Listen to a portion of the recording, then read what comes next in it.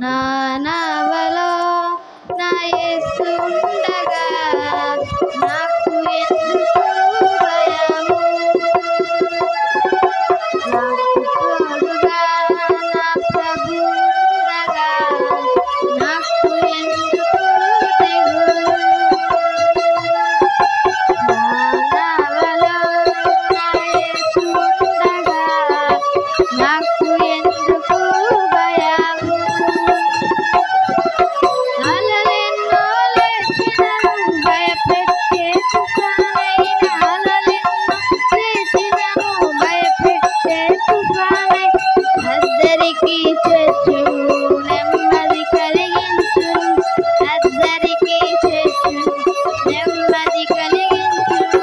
నా నావలో నా యేసు ఉండగా నాకు ఎందుకు భయము? నాకు తోడుగా నా ప్రభు ఉండగా నాకు ఎందుకు దిగులు? సమస్తము చేయగల సమర్థుడు నా ప్రభు, సమస్తము చేయగల సమర్థుడు నా ప్రభు, విడువను ఎడబాయనని వాగ్దానము చేసిన, విడువను ఎడబాయనని వాగ్దానము చేసిన.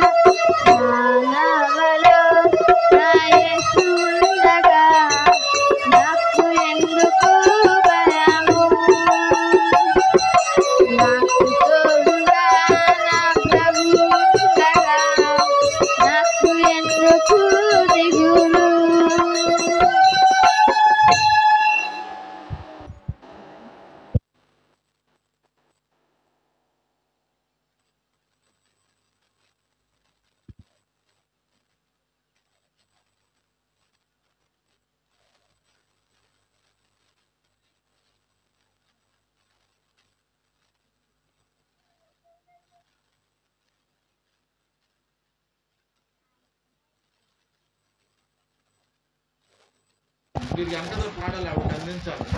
రాజాని చెలో ఉంటానియా నా శాస్త్రులు వెతుకుతాయని అనియా రాజాని చెలో ఉంటాననియా నా శాస్త్రులు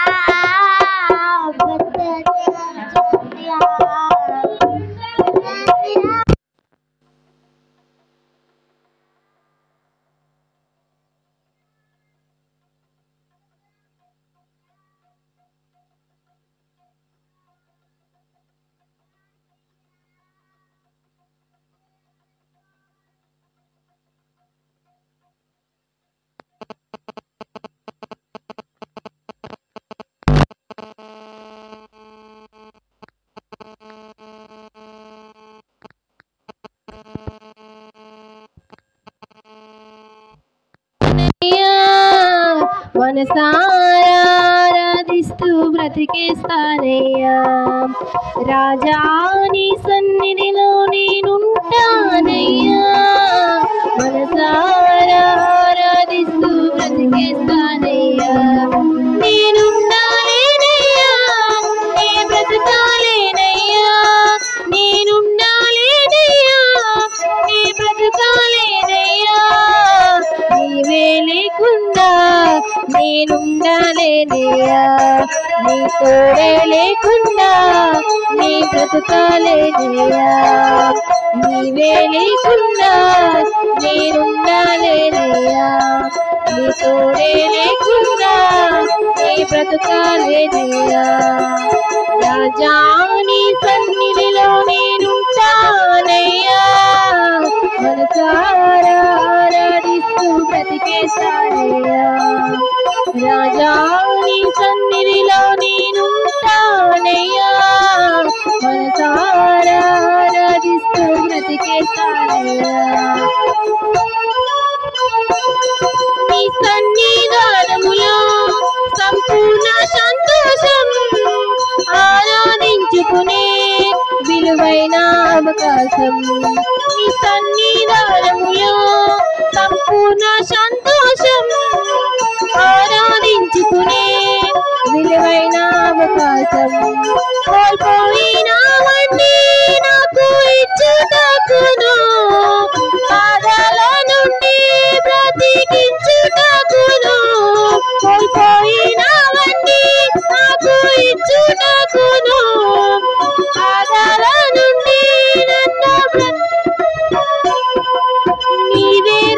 రాకపోతే నేనేమైపోదును, నీవే రాకపోతే నేనేమైపోదును. రాజా నీ సన్నిధిలో నేనుంటానయ్యా, మనసారా ఆరాధిస్తూ బ్రతికేస్తానయ్యా. రాజా నీ సన్నిధిలో నేనుంటానయ్యా, మనసారా ఆరాధిస్తూ బ్రతికేస్తానయ్యా. ఒంటరి పోరు నన్ను విసిగించిన మనుషులెల్లరూ నన్ను తప్పి పట్టిన, ఒంటరి పోరు నన్ను విసిగించిన మనుషులెల్లరూ నన్ను తప్పి పట్టిన, ఒంటరి వాడే వెయ్యి మంది అన్నావు, నీయున్నానులే భయపడకు అన్నావు. ఒంటరి వాడే వెయ్యి మంది అన్నావు, నీవున్నానులే భయపడుకుంది అన్నావు. నేనంటే నీకు ఎంత ప్రేమ యేసయ్యా, నేనంటే నీకు ఎంత ప్రేమ యేసయ్యా. నేనుండాలేనయ్యా, నీ బ్రతకాలేనయ్యా, నేనుండాలేనయ్యా, నీ బ్రతకాలేనయ్యా. నీవే లేకుండా నేనుండాలేనయ్యా, నీ తోడే లేకుండా నీ బ్రతకాలేనయ్యా. రాజా నీ సన్నిధిలో నేనుంటానయ్యా, మనసారా ఆరాధిస్తూ బ్రతికేస్తానయ్యా. రాజా నీ సన్నిధిలో నేనుంటానయ్యా, మనసారా ఆరాధిస్తూ బ్రతికేస్తానయ్యా. ఊపిరాగే వరకు నీతోనే జీవిస్తా, ఏ దారిలో నడిచినా నీ వెంటనే నడుచొస్తా. ఊపిరాగే వరకు నీతోనే జీవిస్తా, ఏ దారిలో నడిచినా నీ వెంటనే నడుచొస్తా. స్వానికి నీవే నా గమ్యము, నీ బాటలో నుండి నాకెంతో ఇష్టము. విశ్వానికి నీవే నా గమ్యము, నీ బాటలో నాకు ఎంతో ఇష్టము. నిన్ను మించిన దేవుడే లేడయ్యా, నిన్ను మించిన దేవుడే లేడయ్యా. నేనుండాలేనయ్యా, నీ బ్రతకాలేనయ్యా, నేనుండాలేనయ్యా, నీ బ్రతకాలేనయ్యా. నీవే లేకుండా నేనుండాలేనయ్యా, నీ తోడే లేకుండా నీ బ్రతకాలేనయ్యా. నీవే లేకుండా నేనుండాలేనయ్యా, నీ తోడే లేకుండా నీ బ్రతకాలేనయ్యా. రాజా నీ సన్నిధిలో నేనుంటానయ్యా, మనసారా ఆరాధిస్తూ బ్రతికేస్తానయ్యా. రాజా నీ సన్నిధిలో నేనుంటానయ్యా, మనసారా ఆరాధిస్తూ బ్రతికేస్తానయ్యా. హల్లెలూయా. రాజు అమ్మని తీసుకొచ్చాం ఈ పాట పాడడానికి. అది ఎందుకంటే ఇప్పుడు అంత పాటల మీదే ఉంది అంత.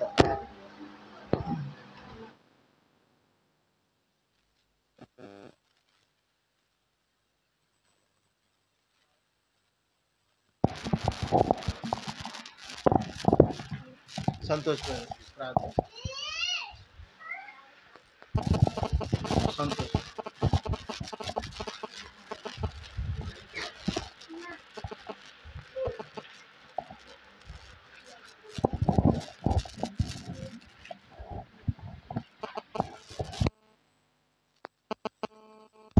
ప్రార్థన చేసుకున్నాం. మహాగణుడ ప్రేమైన యేసయ్యకే వందనాలు స్తోత్రాలు చెల్లించుకుంటున్నాం. కృపల దేవుడివి దయగల మహారాజు అయిన ప్రభానికే వందనాలు చెల్లించుకుంటూ వస్తున్నాం. దేవతనైనా ఉదయకాల సమయం ప్రభాతని జ్ఞాపకం చేసుకున్న కొరకు ప్రభాతనైనా ప్రభాతనైనా ప్రేమ కుమారి గారి గురించి జ్ఞాపకం చేసుకున్న కొరకు ఇచ్చిన గొప్ప తరుణానికే వందనాలు చెల్లించుకుంటూ వస్తున్నాను.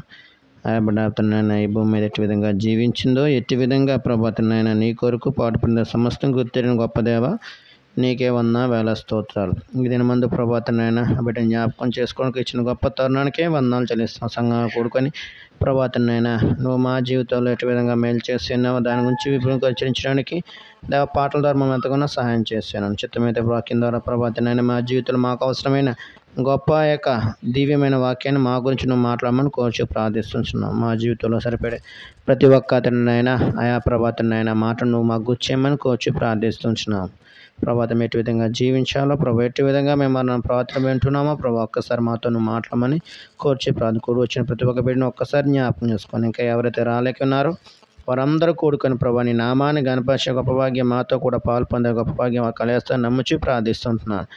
లోకం కాకుండా ప్రభా నీ కొరకు ప్రభాతనైనా మా జీవన మా మనసుని మీ మీద పెట్టి ఆనుకున్న గొప్ప భాగ్యం మా కలిగేస్తాను నమ్మచ్చు.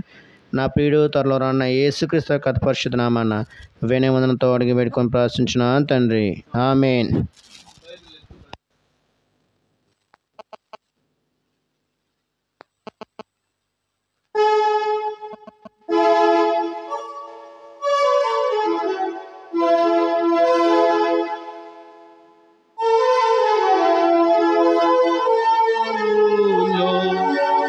చోట చూచిన ఆదరణయున్నది, పంబులో వాగ్దానమున్నది, విశ్వాసముంచి ధ్యానించుడి, విశ్వాసముంచి ధ్యానించుడి. ఈ బైబిల్ తీసుకుని ఇక్కడ కూర్చోలేరా? మార్కు సువార్త 10వ అధ్యాయం. మార్కు సువార్త 10వ అధ్యాయము 24వ వచనము నుంచి 27వ వచనం వరకు మార్చి చదువుకుందాం. మార్కు సువార్త 10వ అధ్యాయము 24వ వచనం నుండి 27వ వచనం వరకు మార్చి చదువుకుందాం. ఆయన మాటలకు శిష్యులు విస్మయం పొందిరి. అందుకు యేసు తిరిగి వారితో ఇట్లనెను, పిల్లలారా, తమ ఆస్తి యందు నమ్ముకుంచువారు దేవుని రాజ్యములో ప్రవేశించుట ఎంతో దుర్లభము.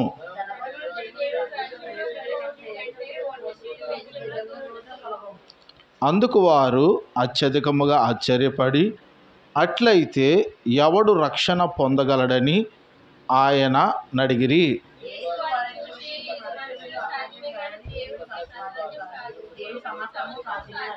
ప్రార్థన చేసుకుందాం. మా ప్రేంగల పరలోకపు తండ్రి, జీవముల రాజా, నీ స్తుతులు చెల్లించుకుంటూ వస్తున్నాం. ఎంతవరకు పాటల ద్వారా నీ నామాన్ని హెచ్చించడానికి, కొనియాడడానికి మీరు అనుగ్రహించిన శ్రేష్టమైన సమయాన్ని బట్టి నిన్ను స్తుతించి దేవా, వచ్చి రాని రాగాలతో దేవా పాడలేని స్థితిలో అనేక సందర్భాలుగా ప్రభా నీతో సహవాసం చేస్తూ వచ్చాం. అందును బట్టి నీకు వందనాలు. మీరు అనుగ్రహించిన సమాధానం బట్టి నీకు వందనాలు ప్రభా. నైనా చదవబడిన భాగంలో నుండి మాకు కావలసిన ఆత్మీయ ఆహారం మీరు వడ్డించండి. నన్ను మమ్మల్ని అందరినీ తృప్తిపరచండి. మీ ఆత్మకార్యం జరిగించండి. నీ సన్నిధి మా మధ్యన ఉంచినందుకే వందనాలు, మాతో ఉంచినందుకే వందనాలు. నిలబడి దాసును కూడా మీరు అభిషేకించుకుని మీ వాక్కుతో నింపమని ప్రార్థించుకుంటూ దాసుని యొక్క స్వనీతి, స్వజ్ఞానము, స్వతలంపులు, స్వచిత్తాన్ని సంపూర్తిగా కొట్టివేయమని ప్రార్థించుకుంటూ త్వరలో రాని యేసు పరిశుద్ధ నామమున ప్రార్థించి స్తుతించి వేడుకుంటున్నాము తండ్రి, ఆమేన్. మార్కు సువార్త 10వ అధ్యాయము 24వ వచనం చదవండి. శిష్యులు విస్మయం పొందిరి. అందుకు యేసు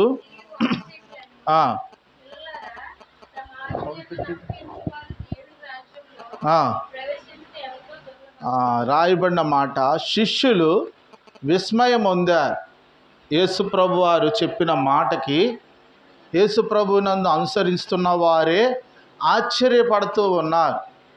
ఒక్కో సందర్భాల్లో దేవుడు చేసిన కార్యాల విషయమై దేవుని పిల్లలైన వారు కూడా ఆశ్చర్యపడతారు. ఇదేంటండి ఇలా జరిగింది, అదేంటి అలా జరిగింది అని చెప్పి కొన్ని సందర్భాల్లో వారికి వారే ఆలోచిస్తూ ఉంటారు. ఇతరులు కూడా సలహాలు అడుగుతూ ఉంటారు. ఇక్కడ యేసు ప్రభువారు చెప్పిన మాట ఏంటంటే, తమ ఆస్తి యందు నమ్మిక ఉంచువారు దేవుని రాజ్యములో ప్రవేశింపరు. తమ ఆస్తి యందు నమ్మిక ఉంచువారు దేవుని రాజ్యములో ప్రవేశింపరు. ఈ మాట చెప్పినప్పుడు శిష్యులకి ఏమొచ్చిందండి? ఆశ్చర్యం వేసింది. మనకు కూడా ఆశ్చర్యం కలిగిస్తూ ఉంటుంది. కొన్ని సందర్భాల్లో ఆశ్చర్యం కలిగిస్తుంది. ఈ దాసురాలు కూడా దేవుని విషయంలో, దేవుని యొక్క భాగ విషయంలో ఎంతో నమ్మకత్వం కలిగి ఉంది. ఎవరు ఏమనుకున్నా, ఎవరు ఏం చేసినా, ఎందుకంటే తిమోతి రాసిన పత్రిక 2వ తిమోతి రాసిన పత్రిక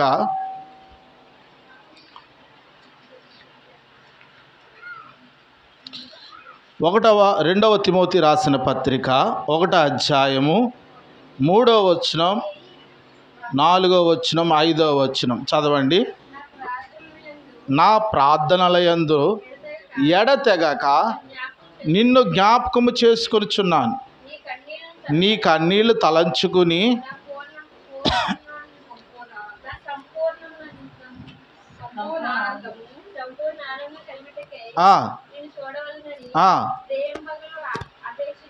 అపేక్షించుచు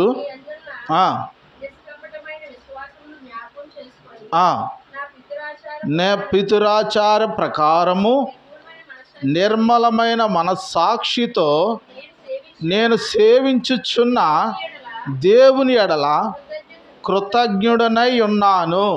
ఆ విశ్వాసము మొదట నీ అవ్వ అయిన లోయలోను నీ తల్లి అయిన యునేకోలోను వసించెను. అది నీయందును సహా వసించుచున్నదని నేను రూఢిగా నమ్ముచున్నాను. అది అక్కడ రాయబడిన మాట, నా పితురాచార ప్రకారము నిర్మలమైన మనస్సాక్షితో. అన్ని ఆచారాలు చేస్తాం, అన్ని ఆచారాల్లో పాలు పొందుతాం. మా తాతగారు మా ముత్తాతల దగ్గర నుంచి ఇలా వస్తుందండి, అలా వస్తుంది, ఇదే చేస్తున్నాం, అదే చేస్తున్నామని చెబుతూ ఉంటాం. వారి ప్రకారంగా జీవిస్తూ ఉంటాం. కొంతమంది ఎవరు చెప్పినా సరే మాట వినరు. మా పద్ధతి ఇంతేనండి, మా పరిస్థితి ఇంతేనండి అని చెప్తూ ఉంటారు. కానీ కాలాలు మారుతున్నాయి, పరిస్థితులు మారుతున్నాయి, పద్ధతులు మారుతున్నాయి, స్థితిగతులు మారుతున్నాయి. కానీ ఆచారాల విషయం దగ్గరికి వచ్చేసరికి మారవు. ఇదిగో ఈయనలో తాత బుద్ధులు వచ్చాయి, ఈయనలో అమ్మమ్మ బుద్ధులు వచ్చాయి, లేకపోతే ఈ బుద్ధులు వచ్చాయి, ఆ బుద్ధులు అని ఇచ్చినని చెప్తారు. ఇక్కడ కూడా రాయబడిన మాట ఏంటంటే, నిర్మలమైన మనస్సాక్షితో నేను సేవించున్న దేవుని ఎడల కృతజ్ఞుడై ఉన్నాను. ఆ విశ్వాసము మొదట నీ అవ్వ అయిన లోయలోను నీ తల్లి అయిన యునేకేలో వసించెను. ప్రేమావతి గారి యొక్క తల్లి రాహేలమ్మ గారు. రాహేలమ్మ గారి జీవితంలో ఆవిడ కూడా దేవుని యందు విశ్వాసముతో జీవిస్తూ వచ్చింది. ఎవరేమనుకున్నా, ఎవరు ఏ స్థాయిలోకి వెళ్ళినా, ఏ పరిస్థితుల్లోకి వెళ్ళినా దేవునికి ఇచ్చే విషయంలో, దేవుని భాగం విషయంలో ఆవిడ నమ్మకత్వము రుజువుపరుస్తూ వచ్చింది. ఆవిడ కుమార్తె అయిన ఈ సిస్టర్ గారు కూడా తల్లి నేర్పిన అడుగుజాడల్లో నడుస్తూ వచ్చింది. కుటుంబం ఎన్ని ఆటుపోట్లున్నా, ఎన్ని పరిస్థితులున్నా, సహకరించినా సహకరించకపోయినా సరే ఆ బిడ్డ తన జీవితంలో దేవుని విషయంలో, దేవుని యొక్క భాగం విషయంలో, దేవుని యొక్క విశ్వాస విషయంలో ఆవిడ సిస్టర్ గారు ఎంతో నమ్మకంగా ఉంటూ వచ్చేది. ఎందుకంటే ఆవిడ మందిరంలో కనిపించేది కాదు, కానీ ఆవిడ చేసే కార్యాలు మందిరంలో ప్రశంసించబడతాయి. బయట మందిరాలు అయితే ఇదిగోండి, ఇది ఎవరిచ్చారు, దీని మీద పేరు రాసేస్తారు. కీబోర్డ్ ఎవరిచ్చారండి, ఫలానా వ్యక్తి ఇచ్చాడని దాని మీద పేరు రాసేస్తారు. లేకపోతే ఈ కిటికీ ఎవరు పెట్టారండి, ఫలానా వాళ్ళు వచ్చారండి. లేకపోతే ఇది ఎవరు చేశారు, ఫలానా వాళ్ళు చేశారండి అని చెప్తారు. మనం అయితే అలా చెప్పం, అలా ఉంటుంది అంతే వస్తువు. ఏదో సందర్భం వచ్చినప్పుడు ఆ మాట వచ్చినప్పుడు మాట చెప్తారు అంతే, పద్దాక దాని గురించి అలాగా ఇక్కడ రాయబడిన మాట, తల్లిగారి విషయంలో ఎంతో దేవుని యందు విజ్ఞాపన చేస్తూ వచ్చింది. అక్కడ రాయబడిన మాట చూడండి, అక్కడ 3వ వచనంలో రాయబడిన మాట ఏంటంటే, నా ప్రార్థనల యందు ఎడతెగక నిన్ను జ్ఞాపకము చేసుకొనిచున్నాను. అది ఇప్పుడు రాహేలమ్మ గారు ప్రార్థన చేస్తూ ఉంటే మందును చుట్టూన్న వాళ్ళందరూ కూడా ఇది ఎవడో ఈవిడ మమ్మల్ని చచ్చిపోమని ఏడుతుంది అని చెప్పి వాళ్ళందరూ గోలెట్టేవారు. ఎందుకంటే ఆవిడ ఒక బాధ, తన బిడ్డల విషయమై, తన కుమార్తెల విషయమై, తన మనవల విషయమై, అందరి విషయమై ఏడుస్తూ వచ్చింది. అదే ఆ భారము కుమార్తె అయిన ఈ బిడ్డలో కూడా వచ్చింది. అయితే ఆ కుమార్తె నుండి వచ్చిన కుమార్తెకు కూడా అటువంటి భారం రావాలి. అర్థమైందండి? చదవబడిన భాగంలో ఏముంది? నీ తల్లి అయినా, చదవండి అక్కడ రాయబడిన మాట, మొదట అవ్వ అయిన లోయలోను నీ తల్లి అయిన యునేకిలోను వసించాను, అది నీయందును సహా వసించుచున్నదని నేను రూఢిగా నమ్మాలి. వంశపారంపర్యంగా పితృ ఆచారాలు చేస్తున్నాం, పితృల పర్యాపర్య ఆచారాలు ప్రవర్తిస్తున్నాం, నడిపిస్తున్నాం, అనుసరిస్తున్నాం. అయితే ఆత్మీయమైన స్థితిలో కూడా వారు ఏ రీతిగా నడిచారో, వారు ఏ రీతిగా తిరుగుతూ వచ్చారో, దేవునికి ఏ రీతిగా లోబడుతూ వచ్చారో మనము కూడా లోబడాలి. మార్కు సువార్త 10వ అధ్యాయంలో రాయబడిన మాట అక్కడ ఏమన్నారండి? తమ ఆస్తి యందు నమ్మకం ఉంచువారు దేవుని రాజ్యములో ప్రవేశించారు. ఈ మాట చెబితే ఆశ్చర్యం. ఏమండి, దినాల్లో డబ్బు కావాలి, ప్రతి చిన్నదానికి డబ్బులే. మొన్న ఒక ఆవిడ వచ్చింది నర్సీపట్నం మందిరానికి. ఆవిడ ఆ పెద్ద ఆయన్ని చూడడానికి వచ్చింది. ఆయన చెప్తుంది, ఆవిడ వెళ్ళిపోతే నాకు చెప్తుంది, బాబు నాన్నగారు వచ్చిన డబ్బులన్నీ కూడా మందిరానికి పెట్టేశారు, ఎక్కడ చూసినా మందిరాలు కట్టేస్తున్నారు, ఆ పని చేయించేస్తున్నారు, ఈ పని చేయించేస్తున్నారు, ఆయన దగ్గర డబ్బులేమీ ఉండవమ్మా అని నాతో చెప్తుంది ఆవిడ వెళ్తూ. ఎందుకంటే ఆయన చూసే పరిస్థితులన్నీ చూస్తే అమ్మ బాబోయ్ ఈయన ఎంత డబ్బు ఉంది, ఈయన వెనకతలు ఎంత దాచాడో అని అందరూ అనుకుంటారు. ఎందుకంటే ఇప్పుడు వచ్చిన అనారోగ్య పరిస్థితిని బట్టి తీసిరండి అని చెప్తున్నారు. కానీ ఆయన ప్రతీది కూడా దేవుని యందు నమ్మకం ఉంచినాడు. అలాగే రాయలమ్మ గారి జీవితంలో కూడా దేవుని యందు నమ్మకం వచ్చింది. కుమార్తె విషయంలో కూడా దేవుని యందు విశ్వాసం ఉంచింది. ఆమె బిడ్డ అయినా ఎవరండి? శాంతి, లేకపోతే సంతోష్, లేకపోతే ఇంకా బెదర్ పేరు ఏం పేరు? శ్యామ్. వీళ్ళ కూడా తల్లి అనుసరించే రీతిగా తల్లి ఆత్మ వీళ్ళలో ఉంది, తల్లి అనుసరణ వీళ్ళలో ఉంది, తల్లి యొక్క పద్ధతి వీరిలో ఉంది, తల్లి యొక్క స్థితి వీరిలో ఉంది. అయ్యో నా తల్లి ఇలా కన్నీరు కాచి ప్రార్థన చేసింది, నా కొరకు ఎప్పుడు వచ్చినా ప్రార్థన చేసినా భారంతో ప్రార్థన చేసేది. ఎందుకంటే ఆవిడ జీవితంలో అంత భారం అనేది ఉంది. అలాగా మన జీవితంలో కూడా జ్ఞాపకం చేసుకోవాలి. పితృల ఆచారాలు ఎవరెవరు ఏ స్థితిలో నుండి వచ్చారో అవన్నీ నెమరు వేసుకుంటూ ఉండాలి. చూడండి, హెబ్రీల రాసిన పత్రిక 11వ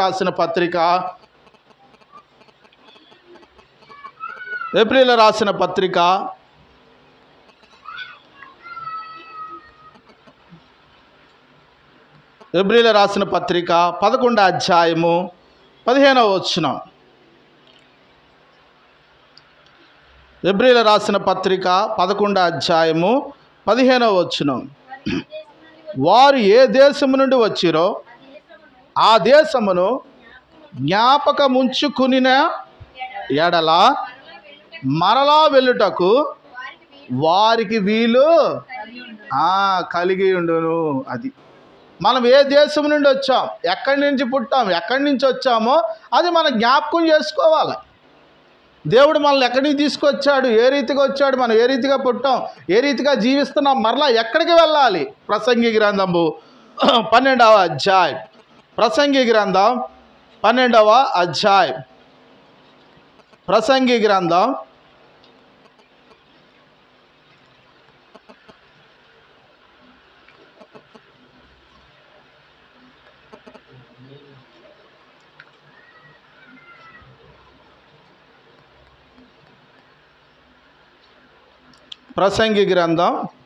12వ అధ్యాయము 7వ వచనం చదవండి. మన్నైనది వెనుకటి వలనే మరలా భూమికి చేరును, ఆత్మ దాను దయచేసిన దేవుని యొద్దకు మరలా పోవును. అంతే. మనం గుర్తించుకోవాలి, మన్నైనది, మన శరీరం మట్టిది. ఈ మట్టి ఎక్కడికి వెళ్తుంది? మళ్ళీ మట్టిలోకి వెళ్ళిపోద్ది.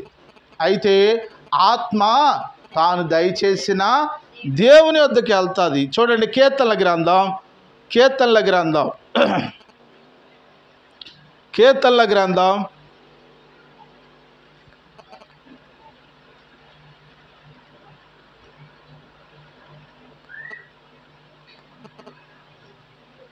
107వ అధ్యాయం, కీర్తనల గ్రంథము 107వ అధ్యాయము 43వ వచనం. కీర్తనల గ్రంథము ఏదమ్మా? బుద్ధిమంతుడైన వాడు ఈ విషయములలో ఆలోచించును. యెహోవా కృపాతిశయములు జనులను తలపోయుదురుగాక. బుద్ధిమంతుడైతే ఈ విషయాలన్నిటి గురించి ఆలోచిస్తాడు. నేను ఎక్కడి నుంచి వచ్చాను, ఏ ఊరు నుంచి వచ్చాను, ఎక్కడికి వెళ్ళాను, మళ్ళీ ఎక్కడికి వెళ్ళాలి అనేది ప్రతీది కూడా ఆలోచిస్తాడు. ఆలోచిస్తే మన గమ్యస్థానము, మన ప్రయాణము, సమస్తము కూడా క్రమముగా వెళ్తుంది. లేకపోతే చూడండి, మత్తయి సువార్త మత్తయి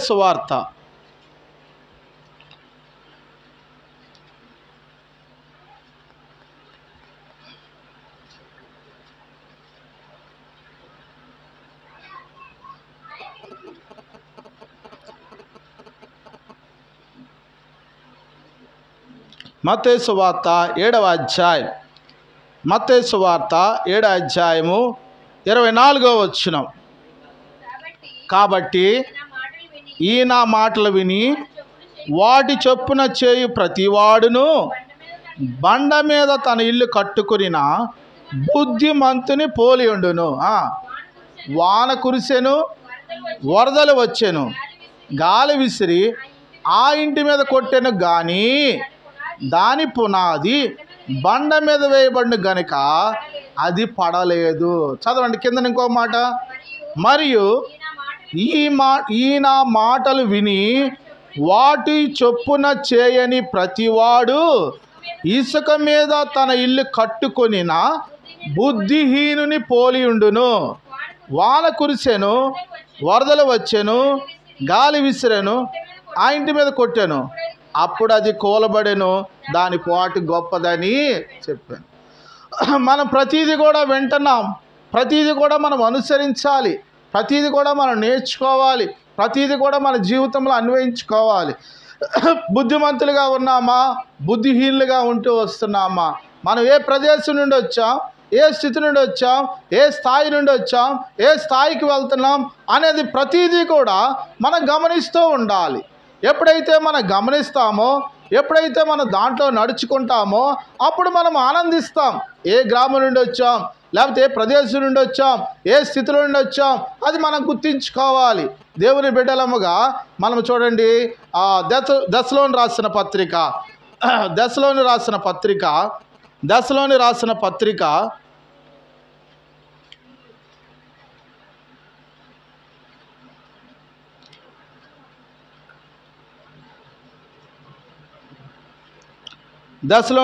పత్రిక 4వ అధ్యాయము 17వ వచనం. 1 దశలోని రాసిన పత్రిక 4వ అధ్యాయము 17వ వచనం. ఆ మీదట సజీవులమై నిలిచిండు మనము వారితో కూడా ఏకముగా ప్రభుని ఎదుర్కొనుటకు ఆకాశ మండలము మేఘముల మీద కొనిపోబడుదుము. మనము సదాకాలము వద్దుము. కాబట్టి మీరు ఈ మాటల చేత ఒకరినొకడు ఆదరించుకొనుడి.